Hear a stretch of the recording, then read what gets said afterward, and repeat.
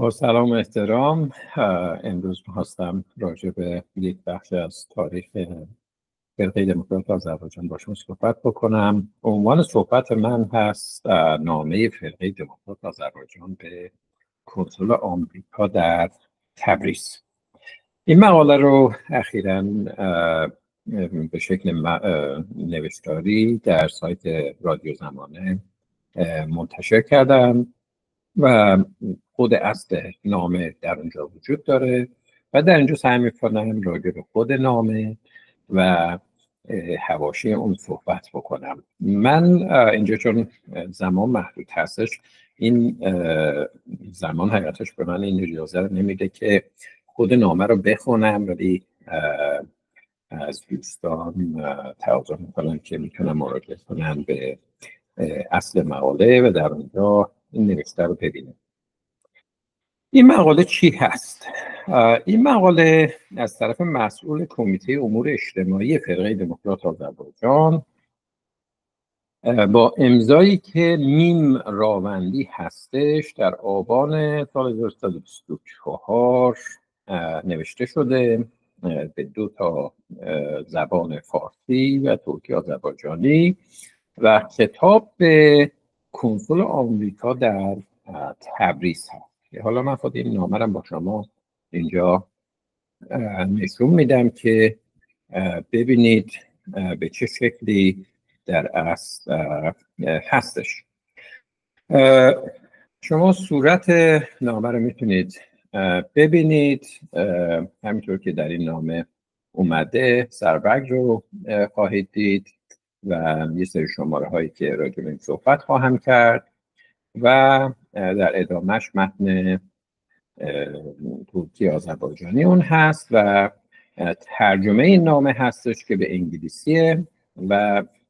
صفحه اصلی یا صفحه اول نامه هم که ارسال شده یک توضیحاتی داره راجع به این نامه. این نامه رو کنسول آمریکا در تبریز به نام ساموئل جی یا گی ایبلینگ این رو نوشته. تاریخ نامه ارسالی همطور که در متن اومده 24 آبان 1124 هست. در متن نامه توضیح داده شده، علاوه که بالا کامل نیفتاده. این نامه رو به شکل نامه باز همینطور که میبینید خطاب به کنسول آمریکا در تبریز به سرکنسولگری دول آمریکا در تبریز نوشته شده. ولی در آن موقع این نامه به شکل محرمانه همینطور که میبینید سیکرت به 2 جا ارسال میشه. یک به ایالات متحده آمریکا به طور خاص وزارت امور خارجه در واشنگتن و نسخه دیگرش رو کپی میکنن به سفارت آمریکا در تهران. اما در این نامه که ها گفته میشه متنش در اصل از مسائلی است که به روستایی ها ظلم میشه و اون خواسته های فرقه دموکرات آذربایجان رو میخوان که شنیده بشه از طرف مطبوعات بین المللی. این نامه رو من اخیراً طی سفری که به نشنال آرکایو داشتم اونجا به این نامه برخوردم و در اینجا این رو برای شما توضیح میدم که حالا از حالت محرمانه در اومده. چرا این سند اهمیت داره؟ من یه مقدار کوچیکی توضیح میدم و بعد از اون میپردازم به شرایطی که باعث شده که این نامه ای نوشته بشه و چه محتوایی رو شامل بشه. خب همینطور که میدونید فرقه دموکرات آذربایجان در 12 شهریور 1324 تأسیس یافت و متن این نامه در اصل همینطور که گفتم در 16 نوامبر 1945 یا 24 آبان هست و یک روز بعدش این کنسول نامه رو ترجمه میکنه، محتوای نامه رو یه نامه هم روش میذاره و میفرسته به آمریکا. این در اصل هنوز پیش از تشکیل حکومت خودمختار آذربایجان تشکیل دولت و مجلس هست که در 21 آذر همون سال اتفاق میفته. نحوه لحن این کنسول هم در نوع خودش جالب هست، همچنان که در این نامه این طرفداران فرقه دموکرات رو که بهشون ظلم شده به نام لیبرالز، یعنی آزادی خواهان، ازشون یاد میکنه، در حالی که ما کنسول دیگه آمریکا در تبریز داریم بعد از این که رابرت روسو هست، یه فرد نظامی سیاسیه و مرتب اتفاقات آذربایجان رو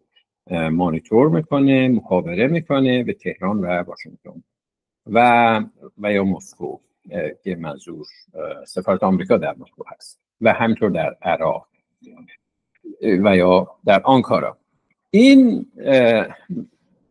نوشته اصطلاحاتی که اکثرا رابرت روسو داره راجع به افراد فرقه به کار میبره، اونها رو شورشی ریبلز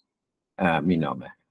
من در یه فرصت دیگه‌ای راجع به ارتباط فرقه دموکرات و آمریکا صحبت خواهم کرد، چون یه بحث بسیار مفصلی رو میطلبه و به طور خاص راجع به نقش این رابرت روسو. ولی همونقدر شاید اشاره بکنم که حقیقتاً واکنش و برخورد کلا رابرت روسو نسبت به خواسته های مدنی و دموکراتیک حکومت خودمختار آذربایجان بسیار منفی گزارش میشه و شاید این تفاوت این دو تا فرد رو هم تا حدی میشه دید که چقدر نمایندگان آمریکا میتونن در خصوص این جریان های آزادی خواهی و یا خودمختار طلبی متفاوت برخورد بکنن. نکته دیگه که هستش اینه که این نامه همطور که در صفحه اولش دارید به ترکی و به فارسی و همینطور در ترکی میبینید، خطاب سرکنسولگری آمریکا در تبریز نوشته شده، منتها با توجه به موارد دیگه که پیدا کردیم و همینطور در داخل متن نوشته شده، شما اسمی از راجع به شخص خاصی در اینجا نمیبینید، ولی میدونیم که این نامه خطاب به کنسول های دیگر هم نوشته میشه که این رو خود کنسول آمریکا هم خبر داره و در متن بهش برمیخوره و بهش میپردازه.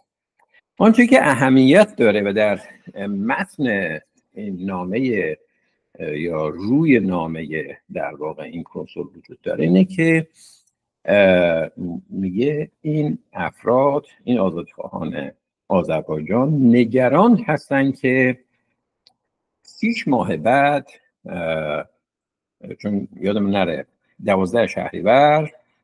درست همون روز هم جنگ ژاپن تموم میشه و طبق توافقی که بین متفقین شده بلافاصله بعد از پایان جنگ جهانی دوم نیروهای این متفقین ایران رو باید ترک بکنن و 6 ماه بعدش که میشه 11 اسفند 1324 یا برابر با 2 مارس 1946 این نیروها باید خارج بشن و خروج این نیروهای شوروی از آذربایجان میتونه نگران کننده باشه و اونها رو در یه موقعیت ضعیفی قرار بده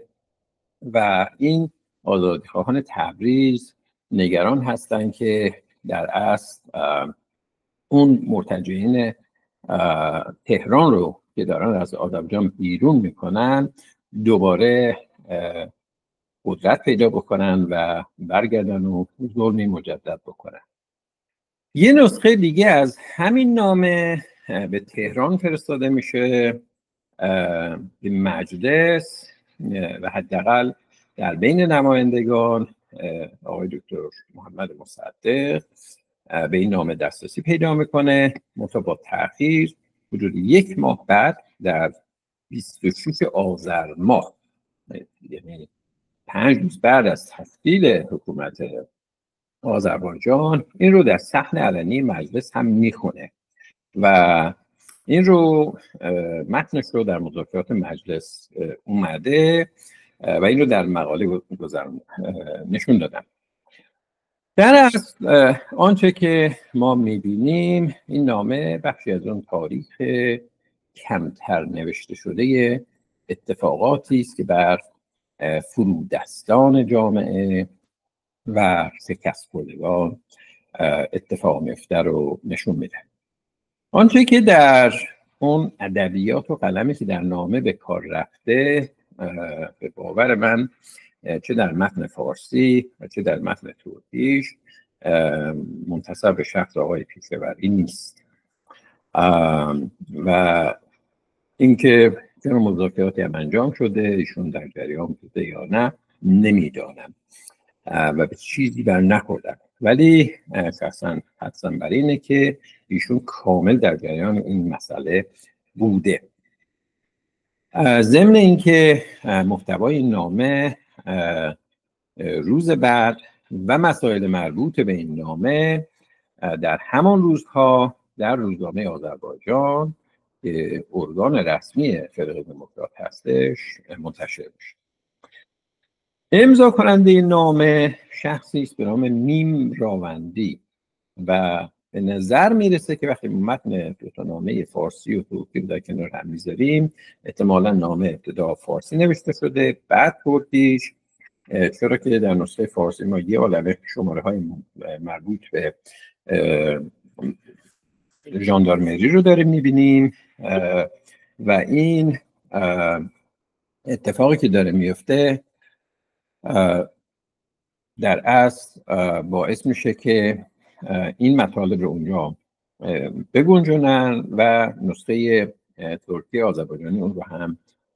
تهیه میکنن. احتمال میدم شخصا که این شاید احتمال قریب به یقین این شخص مرتضی راوندی باشه. آقای راوندی وکیل پایه که دادگستری آذربایجان بود، عضو حزب توده ایران شاخه ایالتی آذربایجان بود و وقتی که فرقه تشکیل شد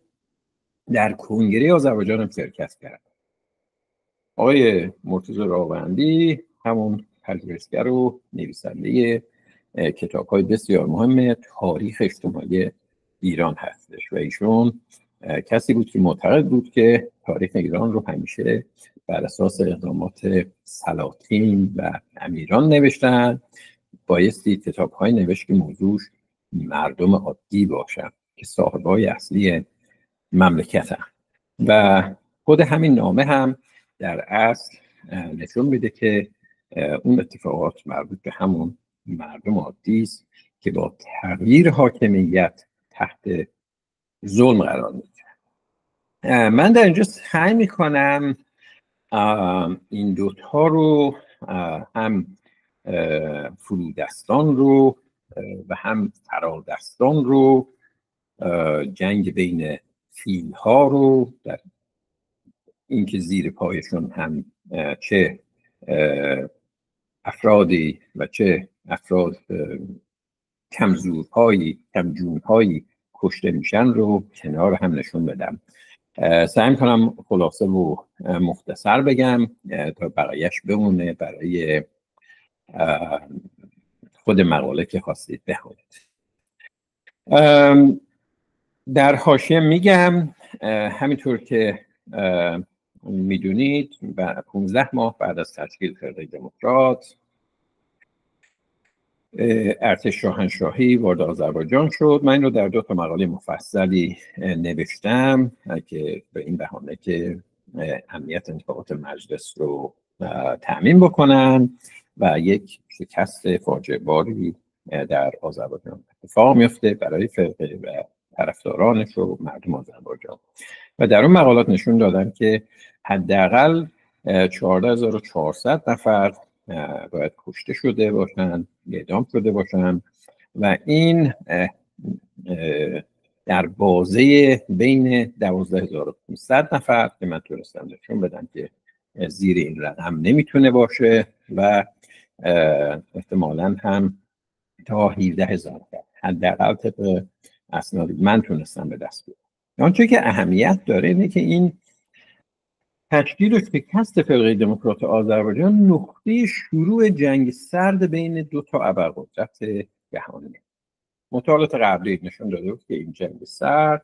در اصل در رومانی، مثلا در ابتدا گفته میشد رومانی، بعدا شد چکسلواکی، موقعی که اون کودتای کمونیستی در فوریه 1948 یا بهمن 1926 اتفاق افتاده بود، شروع نقطه جنگ سرد می‌رسن. ولی وقتی که اسناد شوروی بعد از فروپاشیش توسط جنبش پسندی منتشر شد، نشون داد که این رویدادهای فرقه دموکرات آذربایجان بود که نقطه شروع چنین جنگ سردی و رقابت بین‌المللی بود. من از این موضوع میگذرم، میپردازم به این زمینه هایی که باعث شده این نامه نوشته بود. همونطور که میدونید در 12 فروریه 1324 برابر با 3 سپتامبر 1945 فرقه دموکرات آذربایجان تشکیل یافت و توی اون یه بیانیه 12 ماده‌ای در تبریز منتشر شد. این بیانیه به 2 زبان ترکی و فارسی بودش و 46 نفر این رو امضا کرد. جان کلام این بیانیه این بود که در خاک آذربایجان مردمی زندگی میکنن که زبان و آداب و رسومشون جداگونه است و میخوان که ضمن حفظ استقلال و تمامیت ارضی ایران اداره امور داخلی خودشون و خودمختاریشون رو داشته باشه. آذربایجان میگه تهران به درد ما نمیرسه. این بیانیه در 15,000 نسخه چاپ شد، به مراجع متعدد قانونی، صلاحیت‌دار، کمیته‌های احزاب در تهران و انجمن‌های محلی در شهرهای مختلف آذربایجان، خارج از آذربایجان و به مرکز فرستاده شد. خیلی از روزنامه‌ها بعد از این محتوای این مقاله رو، این بیانیه رو منتشر کردن و توی اون حرفشون این بود که پیشاوری برای خودش خودمختاری بخواد. مهمتر نکته که توی این مقاله بودش آموزش زبان ترکی آذربایجانی و رسمیت دادن به کادرهای آموزشی دولتی و دادگستری آذربایجان بود. برای کارگرها هم برنامه‌های مطرح شده بود این نوشته و اساساً خود پیشاوری هم متعلق به همین طبقه کارگر بود و همینطور که می‌بینیم تا آخر عمرش هم پیشاوری به همین طبقه کارگر وفادار میمونه. بحث اصلاحات ارضی مطرح شده بود. آنچه که اهمیت داشت این بود که خود پیشاوری و سران فرقه دموکرات آذربایجان معتقد بودند و میخواستند که این اصلاحات عمیق چند بعدی رو که در آذربایجان شروع میکنن ادامه پیدا بکنه و گسترش پیدا بکنه در داخل و سراسر ایران. ولی وقتی ما خود این بیانیه رو میخونیم چیزی که در اون جدایی از ایران باشه به چشم نمیخوره. واکنش‌های داخلی و خارجی در این مورد چی بود؟ من واکنش‌های داخلی مربوط به مطبوعات حتی در این مقاله مجزایی نوشتم، در همون سایت رادیو زمانه هست، اونجا میشه مراجعه کرد. به موارد دیگه که کمتر اشاره شده یا اونجا من نپرداختم اشاره میکنم. یک این که کنسول انگلیس در این مورد توضیح میده و خصوصا این اصطلاح دموکرات رو از توده در صورت حزب توده ایران در واقع مطرح میشد و بسیار جذاب میدونه. مطلب دیگه که هستش اینه که همین سفیر انگلیس مطرح میکنه که خودمختاری آذربایجان در چارچوب استقلال ایرانه و این حق مردم آذربایجانه که اونجوری که خودشون دلشون میخواد امور استانشون رو اداره بکنه. از مخالفینش که بخوایم نگاه بکنیم، احمد زنگنه که در اون موقع در ارومیه که رضاییه نامیده میشد و فرمانده نظامی در استان چهارم بودش و بعداً دچار مشکل شد و گرفته اسیر شد و بعدا هم آزاد شد، این رو در خاطراتش که بلافاصله چاپ کرده نوشته که این انتشار بیانیه 12 شهریور در ارومیه اونجور که باید انعکاس مطلوبی نداشت و خصوصا با مربوط به زبان ترکی و خودمختاری آذربایجان مخالفت شده. از این مسئله که بگذریم، بیشترین حساسیت ها و مخالفت ها رو ما در تهران میبینیم در این خصوص و حتی یه تعدادی از آذربایجانی های داخل تهران. از مخالفینش میشه احمد کسروی رو نام برد که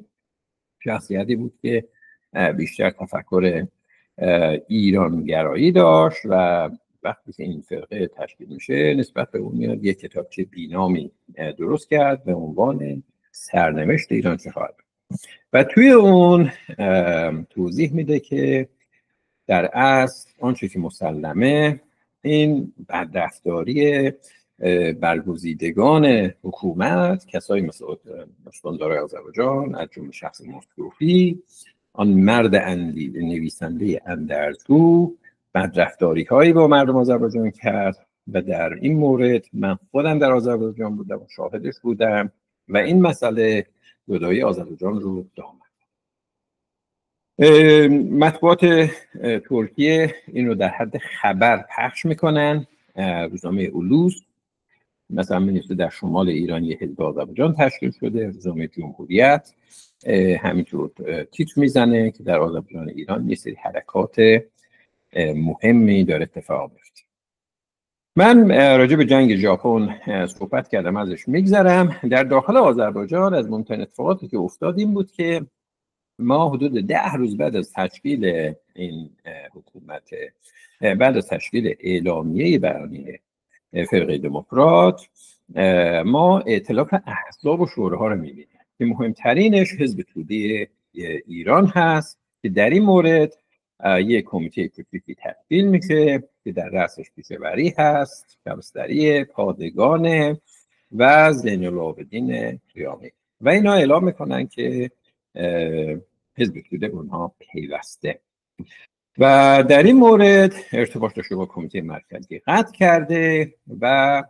اساسا فرقه دموکرات حتی نمیخواد که مبارزه طبقاتی داشته باشه. ما یه راه حل میهنی داریم و ملی داریم. خود رضا رسولی که بعداً که ابتدا در جز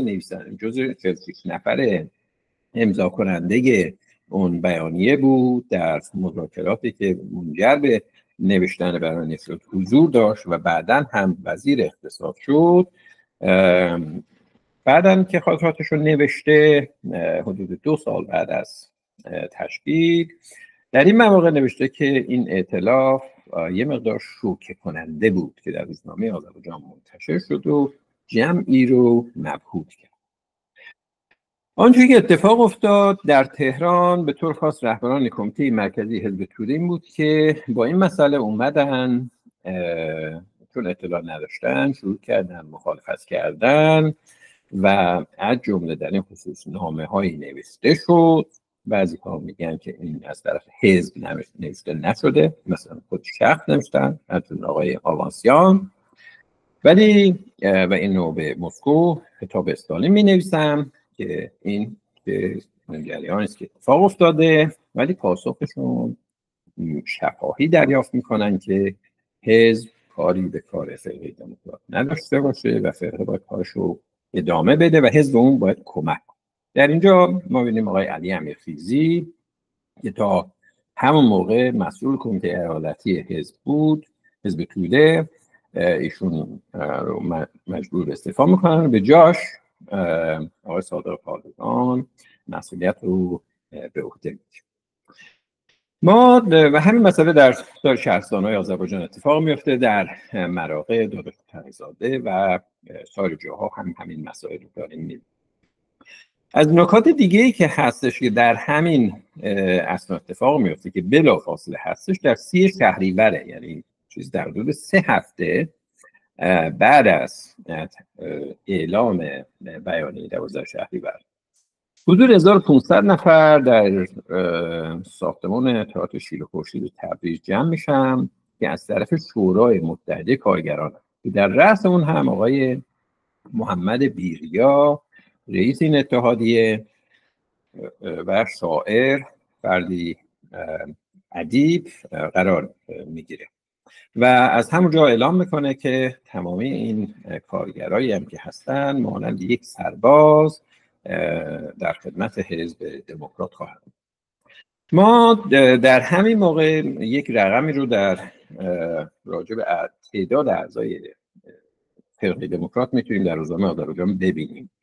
که در طی این 20 روز که از اعلام تشکیل حزب هستش 15,000 نفر به عضویت فرقه در اومدن، 19,000 نفر از طرف این اتحادیه کارگران به اونها ملحق شده، اتحادیه کارگران زحمتکشان، و از طرف حزب توده هم 60,000 نفر. این رقم 60,000 نفر چون رقم بزرگیه، اینو تاکید میکنم که یادداشت‌های بعدی که به دست آوردیم مسائل دیگه اینو تایید میکنه. یکیش خود آوانسیان که از مخالفین جدی بود که عرض کردم و حتی در نوشته ایرج اسکندری که البته آوانسیان رقم 60,000 نفر همین که اینجا نوشته شده بود نوشته حدود 60,000 نفر، ایرج اسکندری نوشته دقیق 65,700 نفر. اگر ما همین رقم 60,000 رو هم بپذیریم 94,000 نفر جمعاً بدین ترتیب فرقه بلافاصله در طی این 3 هفته تونسته عضویت جمع بکنه. ما در طی مدت یه سری نوشته های مختلفی داریم میبینیم که در روزنامه آذربایجان مرتب نوشته میشه با امضای پ و اساسا هم سرمقاله هستش و این رو من شخصا احتمال بعدی به یقین میدم که خود شخص پیشه‌وری باشه. فرق از مثلا یکی از مقالاتی که نوشته در همون مسئله به این هم اشاره میکنه و میگه که حالا که این خیالمونم از بود این کمیت راحت شده، بعد از این میره سراغ خودمختاری آذربایجان بدون اینکه نام مخالفین آذربایجان رو به زبون بیاره، ولی اساسا انگشت اشاره به سوی تهران هستش. میگه آذربایجان نمیخواد در کنار تهران اسیر هندوستان باشه، بلکه میخواد برای خودش ایرلند آزاد باشه. مرا به خیر تو امیدی نیست، شر مرس. در همین موقع که عرض کردم این ائتلاف فرقه با اتحادیه کارگران که اتفاق افتاد، در همون سالن یه قطعنامه بزرگی خونده شد که تا به حال سابقه نداشت و توی این همین بحث خودمختاری رو که مطرح عرض کردم در پایین قطعنامه حدود 1500 نفر امضا کردن. این قطعنامه هم بعداً منتشر شده و این نامه رو طی یه تلگرامی فرستادم به وزرای خارجه کشورهای آمریکا، انگلیس، شوروی، فرانسه و چین. خودمختاری آذربایجان رو توی مقاله توی این بیانیه اعلام کردن که ما 5 میلیون نفر آذربایجانی که در عدد درستش 4 میلیون 200 هزار نفره وضعیتمون غیر قابل تحمله، از تمام حقوقمون محرومیم، طبق منشور آتلانتیک آزادی داخلی و مختاریت میخواد. این یه خواسته تاریخیه و همین نامه بعداً در انجمن وزیران امور خارجه مطرح میشه، ولی اساساً آنچه که در اون انجمن روش صحبت میشه اینه که نیروهای شوروی بلافاصله در کمتر از 6 ماه باید خاک آذربایجان رو در خاک ایران باید تخلیه کنن. در اینجا من یک واکنش از طرف مردم به طور خاص بازاری ها رو دوست دارم که در همش از یک زاویه نگاه نکنیم، از طرف قشر کهنه‌کار سنتی هم ببینیم. ما یکی از تلگراف هایی که میبینیم عنوان هم از دست خیانت از طرف بازاری ها، تجار و اصناف بنا به یک نوشته حدود 350 تا امضا داشته، بنا به نوشته دیگری 600 تا امضا داشته. حالا اگر ما همین حدود وسط رو بپذیریم، این تلگراف تهیه میشه، علیه فرقه دموکرات هست که اونها رو فرقه ها رو عده‌ای مجهول الهویه و مهاجر غیر ایرانی میدونن. البته بد نیست همینجور توضیح بدم که وقتی که از اون 60,000 نفر عضو حزب توده صحبت میکردیم، در این که تعداد زیادی از اعضای حزب توده در آذربایجان مهاجرین آذربایجانی که رفتن به شوروی، قفقاز و برگشتن شامل میشه، در این سطحی نیست. ما میدانیم که جمعاً که این شامل خانواده، بچه و افراد غیر سیاسی میشه، قطعاً 50,000 نفر طبق اسنادی که به دست اومده، چه از طرف شوروی و چه از طرف شهربانی و استانداری، به آذربایجان ایران اومدن در حدود سالهای 1316 تا 18. به هر حال اینها رو منتسب به مهاجرین غیر ایرانی میدانن، ولی من این ارقام خدمتتون عرض کردم که چطور بوده و اساساً از این مینالن که این تلگراف خودمختاری آذربایجان رو به نام اون 5 میلیون اهالی آذربایجان به انجمن وزیران خارجه در لندن فرستاد. خب این و از همینجا این در واقع لیبل زدن ها شروع که این چند صد نفر مهاجر بیگانه پرست به نام آذربایجان درخواست تجزیه کردن و این برچسب تجزیه طلبی همچنان که در زمان شیخ محمد خیابانی همین اتفاق افتاده بود دوباره رو میشه که میدونید همین الان هم این برچسب فراوون داره استفاده میشه. این نامه خطاب به نخست وزیر صدر نوشته شد، رو نوشته شد به وزارت امور خارجه ایران فرستادن و از جمله سفارتخونه‌های همون کشورهایی که عرض کردم و کشورهای دیگری مثل عراق و مصر و لهستان و روزنامه وظیفه که یکی از روزنامه‌های سنتی مذهبی راستی رو درش منتشر میکنه که این مقاله وجود داره. من چون امضاها در نبود فقط تعداد امضاها رو نتونستم به دست بیارم و در این همین عبارت‌هایی که اضافه کردم و استفاده میکنم. همین نامه رو پیشوری در خود یکی از مقالاتی که در روزنامه آذربایجان می‌نویسه پاسخ میده که اینهایی که دارن میگن موضوع زبان یک اصل مسلمه. تبریز از 4 تا کاروانسرای بازار تشکیل نشده. ما میلیون ها زاره کشاورز داریم، کارگر داریم، اینا میخوان آسایش داشته و برای تامین آسایششون میخوان حرف بزنن. پیشوری در این موقع این بیانیه رو محصول فردی به نام فقهی میدونه که از یاران سید ضیا. من که همون موقع برای اینکه تخریب بکنه کارهای فرقه رو که بهش خواهم پرداخت، میره ایل شاه سوند سر میزن که ما بعدا در همین روزها یه سری اتفاقات رو در طرف شاه سوند ها میبینیم که علیه فرقه دموکرات است و این سر از یاران سید ضیا تبایی در میاره که ایشون حزب اراده ملی ایران رو داشت و به همون نسبت شعبش رو در آذربایجان داشت. نشانه گیری پیشوری توی این مورد کاملا درست بود. احتمالاً هم این اخبار رو هم یاران نیروهای امنیتی جمهوری آذربایجان شوروی در تبریز این اطلاعات رو بهش داده باشن، ضمن که ایشون راجع به سید ضیا از همان دوران جوانی است که در باکو قلم میزد هم با این پدیده آشنایت کافی داشت. متن نامه با نامی که خدمتتون عرض کردم، یعنی همون تلگراف دست خیانت و جمال مدرس که برادر بزرگ ضیاء مدرس که وکیل دادگستری بود،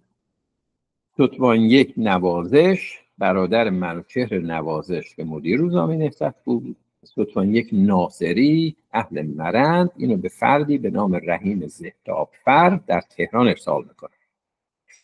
و این بلافاصله به دست سید ضیا میرسه، هنوز پیش از اون که بره به اون قسمتی که گفته بودم. اینو وقتی سید ضیا میبینه خیلی خوشحال میشه. یه همچین توماری تهیه شده و در اون تومار هم این تهیه کننده های تومار به قرآن قسم میخورن که امضاهاشون هم فاش نخواهد شد و اینها تا آخر عمر میخوان که هر جوری شده علیه فرقه بجنگن. رحیم زهدافر اون موقع جوان بود در تهران، بعداً هم بعد نیست بدانید که رفت در تهران کارت های فرقه دموکرات رو جلب میکرد، از با اتوبوس میمد تبریز طرفداری میکرد و بعداً هم شد نماینده تبریز در مجلس و چون ارادت خاصی به سید ضیا داشت و البته بعداً این ارادت به هم برد، حزب روزنامه اراده آذربایجان رو، این کلمه اراده هم که گفتم به حزب اراده سید ضیا برمیگرده، ایشون سردبیری میکرد بعد از شکست فرقه دموکرات. در این موقع آقای سید ضیا از رحیم زهدافر سوالهایی میپرسه راجع به این افرادی که اینها رو امضا کردن و این ایشون توضیحاتی میده و آخرش میگه که خیالتون راحت باشه، این یک قیام عمومیه و تمام خیالات خام اجنبی نقش برا خواهد شد و اینو شروع میکنه به صورت فوق‌العاده و در زمینه همه جراید که مربوط به همین حزب اراده ملی هست چاپ میکنن. به حدود 10,000 نسخه ظاهرا اون زمان چاپ شده و با پیک اینو برمیگردونن به تهران. شاید بد نیست من در اینجا یه دونه از صورت این افراد قدیمی رو در واقع با شما تقسیم بکنم که ببینید تصویرش رو. این عکس رو که در اینجا میبینید هیئت عزاداران محله راست کوچه یا کوچه راست در تبریز هست. این عکس مشخصاً در سالهای 1324 یا 1325 عکس گرفته شده، عکس واقعی هست در اینجا و میتونه احتمالاً از همین افراد بودن و جالب است بدونید که این عزاداران، این هیئت عزاداری هنوز هم بعد از 8 دهه فعالیتش ادامه داره. به هر حال باری این پیشاوری به همین امضا کنندگانش میتازه و رحیم زهدافر رو در طی مقاله مسئول انحراف این افکار عمومی ایران و نسبت به نسبت آذربایجان میدونه و طی مقالش حتی به نماینده های آذربایجان در تهران میتازه که اینها زبان فارسی رو هم تصنعی صحبت میکنن. حتی سرتیپ زاده نمیتونه فارسی حرف بزنه و از خجالتش حتی نمیره که اونجا در مجلس جرئت نداره حرف بزنه، یا همینطور به جمال امامی اینکه ایشون فارسی نیستن بلکه انگلیسی هم. و آخر مقالش میگه که گاوهای آذربایجان دیگر نمیخواد به اونها شیر بده بلکه میخواد فرزندان خودش رو ارتضاع کنه. تعصب فارسی شدن این کاسه های از آشناتر شبه وکیل های ما خنده‌دار است. و خیلی جالبه بدونی که این اتفاقات بعدی که اتفاق افتاد نشون داد که همین افراد که بعضی از اسامیشو حالا به صورت عمومی گفته و در مقاله میتونید ببینید همیشه طرف سود و منفعت اقتصادی رو میگرفتن و نمونه این افراد که تاجر بازاری هستن مثل تقی بیت الله، صدقیانی، بنکداری و غیره، وقتی که حکومت خودمختار آذربایجان تشکیل شد و دولتی در کار بود، رفتن به دولت مراجعه کردن که آقا به ما اجازه بدید ما صادرات و واردات داشته باشیم. صادرات مثل پشتبار و پوست و پشم و فرش و محصولات کشاورزی، یه سری محصولات هم به آذربایجان وارد بکنیم مثل قند و دارو و سیمان و اینجور چیزا. و از اون جالبتر این که وقتی هم 15 ماه بعدش که فرقه دموکرات آذربایجان شکست می‌خوره، همین افراد جلو میرن، دست به اسلحه میبرن و ترتیب همین طرفداران فرقه رو میدن و مقابل این فدایی هایی که بدون اسلحه بودن وای میستن و حتی خانواده های اونها رو اذیت میکنن، از اونها رشوه میگیرن که در زندان های خودمون اونها رو کمتر اذیت کنن، که اونها رو من در طی مقالاتی بهش پرداختم. به هر حال باری از این که بگذریم، ما بعد از این در آبان ماه کنگره آذربایجان رو میبینیم و در این موقع در واقع کنگره تشکیل میشه که به سمت تشکیل حکومت خودمختار بره. منتها یکی از نکاتی که خیلی اهمیت داره و کمتر بهش پرداخته شده رو من بهش میپردازم و اون اینه که وقتی کنگره آذربایجان تشکیل میشه که توش این مرامنامه‌های قبلی که بیانیه آذربایجان دوباره مرور میشه، نظامنامه تعیین میشه، یه مرامنامه 50 ماده‌ای می‌نویسن و دیگه یکی از مواردی که در اون مرامنامه نوشتن حائز اهمیته و اون اینه که و این یه مقدار نقد بزرگی به خود فرقه و اون میگه که به دادگاه فرقه حق داده میشه افرادی رو که اسرار فرقه رو افشا میکنن و به آن خیانت میکنن و به منظور جاسوسی وارد فرقه میشن رو بعد از اثبات جرم با مجازات اعدام محکوم. خب یادمون نره که اساساً هیچ حزب سیاسی این حق رو نداره که یه همچین محکومیت جزایی رو بخواد که عملی بکنه و این چیزیست که جز دستگاه قضایی حتی اگر ناسالم باشه جز وظایف اون دستگاه و بهتر است اون دستگاه قضایی در این مورد وارد عمل بشه و این چیزیست که کمتر سابقه داشت. ما از وقتی که طرفداران آذربایجانی های داخل تهران رو هم بررسی میکنیم، افرادی هم میبینیم که حمایت میکنن از تشکیل فرقه دموکرات، فردی مثل جبار اسگرزاده معروف به باغچبان، اینو من در مقاله نوشتم و یکی از مطالبی که هستش و همچنان که در اون کنگره ما داریم میبینیم اینه که حتی اعلام میشه که در خود کنگره که از ورود بعضی افراد به خود فرقه هم جلوگیری خواهد شد. حالا چرا چون همچین اتفاق میفته؟ نمونه این افراد که خیلی جالبه بدونید محمود ذوالفقاریه که درست یک هفته بعد از تشکیل فرقه دموکرات در روز 19 شهریور در زنجان در منزل خودش یک حزبی درست میکنه به نام حزب دموکرات و این حزب و عده‌ای هم شروع میکنم نام نویسی کردم و خود همین خبر رو هم خود پیشروری ازش مطلع میشه و در طی یک مقاله به این مسئله پرداخته. مطلب دیگه‌ای که هستش اینه که ما در طی این مدت که این کنگره در واقع شروع میشه حدود 15,000 نفر در این کنگره شرکت دارن. مسائل دیگری هم اتفاق میفته،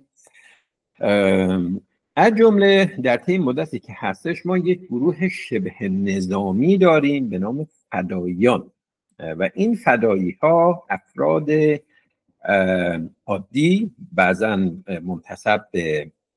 شامل دهقانان و یا افراد سیاسی میشه که علیه فئودالیسم هستن و این مسئله در جای آذربایجان خودش رو نشون میده. یادمون نره که اون زمان آذربایجان به طور خاص و در سایر جاهای ایران هم کمابیش جمعیت روستایی ها 80% بود، این فقط 20% جمعیت ایالت در شهرها زندگی میکردن. بنابراین این روستایی ها و دهقانان به فرقه دموکرات خیلی زود میپیوندن ولی مخالفین جدی هم پیدا میکنه، علخصوص کسانی که برای خانها و فئودالها دارن کار میکنن منافعشون به خطر میفته و این باعث میشه که اونها مقاومت بکنن، درگیری های صورت میگیره. نامه‌ای که نوشته شده که در ابتدای این صحبتم عرض کردم و دلیل این صحبت هستش مشخصا مربوط به همین اتفاقاته و این در جای خودش اهمیت داره که ما وقتی یک دوران گذر رو داریم بررسی میکنیم از زمانی که اعلام تشکیل حزبی میشه تا زمانی که همون حزب که حالا مخالفین جدی هم نداره، اپوزیسیون جدی نداره، هرچند که داره ولی به طور رسمی نیستن، یه جور دیگری هستن، تشکیل حکومت میده. در طی مدت چه اتفاقاتی میفته که چه بر سر موافقین و چه بر سر مخالفین. و این رو در طی این مقاله من سعی کردم که به طور مشخص به این مسئله اشاره بکنم. راجع به همین نیروهای فدایی که گفتم که دست به اسلحه میبرن، در مورد اسلحه‌شون من توضیح بدم که اینها طبیعتا از شهریور 1320 وقتی نیروهای متفقین وارد ایران شدن، به طور خاص نیروهای شوروی از شمال و انگلیسی‌ها از غرب، اینها تونستن به طور خاص نیروهای شوروی این اسلحه‌هایی که در پادگان‌های آذربایجان و خراسان و گیلان و مازندران بود رو تحت کنترل خودشون داشته باشن. چون این پادگان‌ها تحت کنترل نیروهای ارتش سرخ بود، بنابراین یه تعداد زیادی از این اسلحه‌ها رو به راحتی در دست طرفداران خودشون که از جمله نیروهای فدایی فرقه دموکرات باشند در اختیارشون قرار میدن. یه درگیری‌های نظامی صورت میگیره که در اصل دفاع از خود هست، ولی به هر حال از هر دو طرف هم خشونت دیده میشه، ولی اساساً تعداد کسانی که از طرف فرقه دموکرات کشته میشه به مراتب کمتر از آن چیزی است که توسط مخالفین فرقه دموکرات بعد از شکست فرقه دموکرات هستش. و این شاید رقمش برای شما جالب باشه که وقتی که ما این رو یعنی حدود 15 ماه بعدش میبینیم، 13-14 ماه بعد، این جریان در آبان 1304 هست و ما وقتی در آذر میبینیم و اینو به طور خیلی سادهش برای اینکه نشون بدم، اینو در طی مقاله دیگرم نوشتم، حالا این قسمت شیرین مقاله رو اتفاقا براتون گفتم، قسمت تلخش رو در اون مقاله نوشتم که توضیح نمیدم. اینه که بعد از شکست فرقه دموکرات طبیعتاً یکی از فرمانهایی که شاه اون رو نجات آذربایجان نامید، اومد دستور داد که برای کسانی که توسط فرقه کشته شده اند مدال جاوید به اونها داده بشه. و من رفتم گشتم تعداد این مدال های جاوید که داده شده و به چه کسانی داده شده. حتی بابت این کتاب های چاپ کردم در 4 جلد مربوط به استان آذربایجان شرقی، غربی، زنجان و آستارا.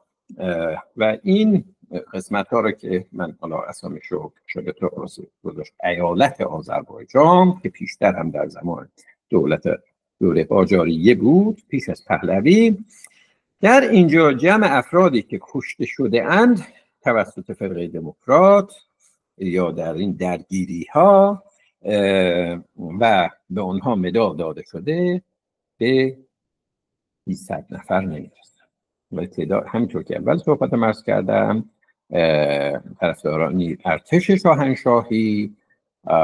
قشون زفرگون شاهنشاهی 14400 نفر رو میکشه. باری این قسمتی از صحبت من بود. من برای از بحث مجلس هم میگذرم به خاطر کمبود وقت. آنچه که در پایان میخوام بگم، یک بخشی از مشاهدات یک فرد خارجی هست که خلاصه این صحبت من شاید میتونه باشه و این مسئله کمتر بهش پرداخته شده و اون فردی است به نام مورگان فیلیپس پرایس. ایشون خبرنگار کارکشته منچستر گاردین بود که در پاییز 1945 و 1904 به باکو میره و بعداً به تهران سفر میکنه. ایشون بار نخستش نیست که در این سفر رو میره، چون که از خیلی خیلی پیشتر 1911 هنوز که حتی جمهوری آذربایجان تشکیل نشده برای همین روزنامه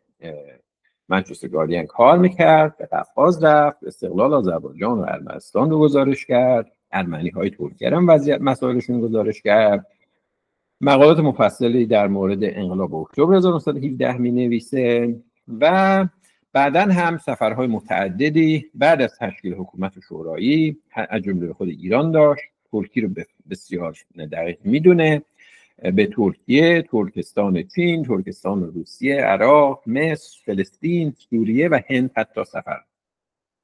ایشون در همین 17 دسامبر 1945 یعنی 26 آذر 1924 از باکو به تهران میرسه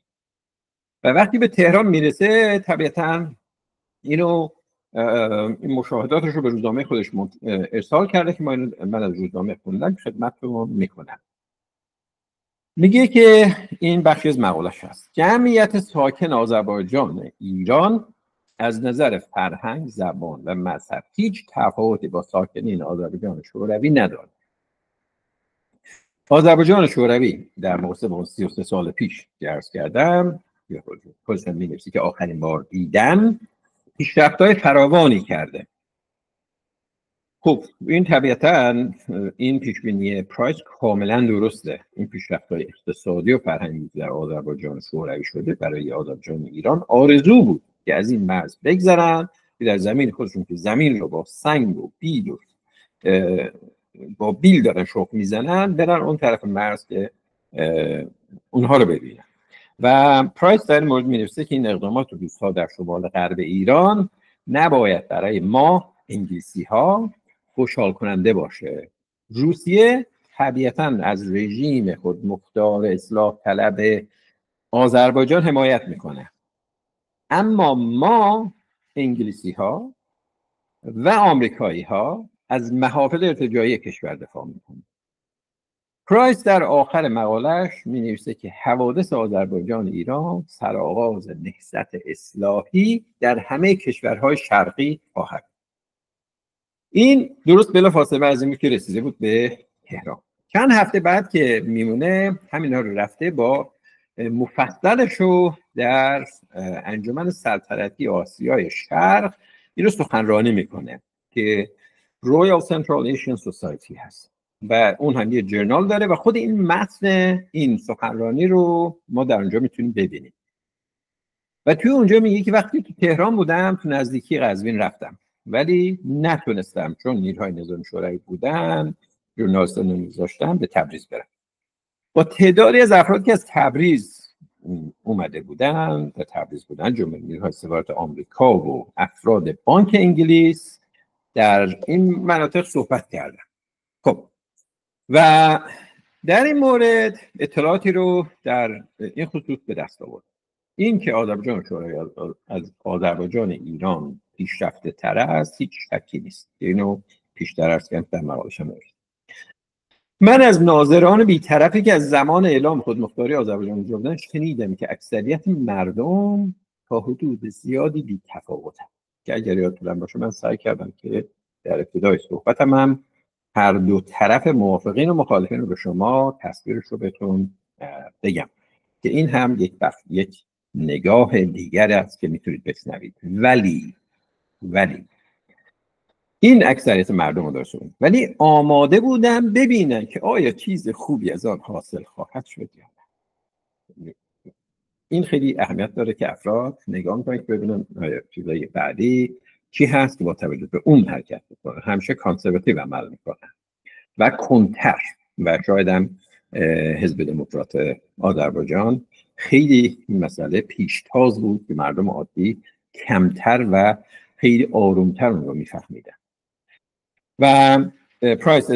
در صحبتش میگه که تمایلی به جدایی از تهران وجود نداشت. شاه سونها که البته یادتون باشه که در موردشون اشاره کردم همانطور که از اسمشون پیداست شاه سون یعنی عاشق شاه وفادار به مرکز. روس‌ها دادن هر گونه امتیاز نفت در اطراف دریاچه ارومیه رو به خارجی ها منظور آمریکایی و انگلیسی ها هستن نمیپسندن نمیخواهن. سیاست روس‌ها در طول تاریخ برای به دست آوردن چیزی همیشه غیر مستقیم بوده. ببینید این هنوز چند هفته این شخص این ژورنالیست دیده هنوز نمیدونه که واقعا تصور برنامه اصلی اونها از هدف رسیدن به برنامه نفت شمال هست و این برای همین از این حمایت میکنه و توی مقالهش اضافه میکنه که آنها از نقطه ضعف همسایه ها از نقاط ضعفشون برای رسیدن به هدف خود بهره میبرن. سیاست روسیه در جای موفق میشه که ضعف داخلی فساد میشه. اون جا که این سخنرانی که میکنه پرایس بحث فراوانی صورت میگیره. یه فرد به نام لورد هیلی میگه که وقتی که مردمی مانند آذربایجان با یه خط مرزی از هم جدا میشن، دیر یا زود این مشکلات خودشونشون روس‌ها استاد حمله غیر مستقیم. و یک مورد آخرم میگم و ازش به این مسئله رو تمومش میکنم، به اون اینه که و یک خانم دیگری در همون سخنرانی که این صحبت رو گوش میکنه، وایولت فیشر که اسمش هست، میگه من تونستم خودم به تبریز برسونم، چند ماه هم در مرز ایران ترکیه زندگی کردم، سراسر آذربایجان رو هم گشتم. من فقط با این قسمت سخنرانیتون مخالف هستم که اگر فقط به تهران برید و هیچ چیز از آنچه در حال وقوع در آذربایجان است نمیدانید. این اساس صحبت من بود که سعی کردم اینو از زبان یک فرد دیگری هم در واقع راجع به اتفاقات دوران گذر از زمان تشکیل فرقه دموکرات آذربایجان تا تشکیل حکومت رو یه نگاهی بهش بندازم و اینکه این حوادث ازشون چه درس‌هایی میشه گرفت بحث دیگری میطلبه که من از اون میگذرم. خیلی متشکرم از اینکه به صحبت‌های بنده گوش کردید.